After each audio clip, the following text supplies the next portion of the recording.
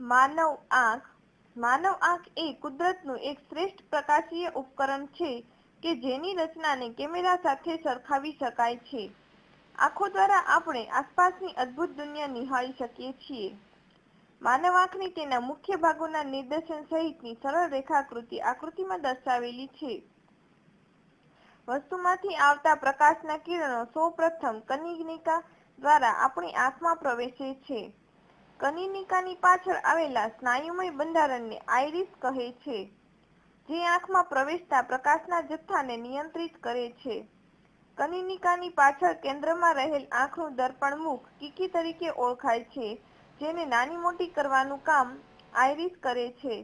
કીકીમાંથી પસાર થઈ પ્રકાશના કિરણો નેત્રમણિ તરીકે ઓળખાતા જેલી જેવા સ્થિતિસ્થાપક પદાર્થ પર આપાત થાય છે. નેત્રમણિને તેના સ્થાનમાં જકડી રાખતા સ્નાયુમય બંધારણને સિલિયરી સ્નાયુઓ કહે છે.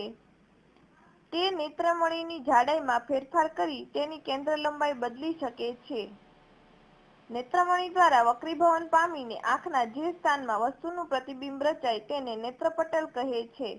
જ્યારે પ્રકાશના કિરણો નેત્રપટલ પર પડે ત્યારે તેમાં રહેલા પ્રકાશ સંવેદિત કોષો વિદ્યુત સંદેશા ઉત્પન્ન કરે છે.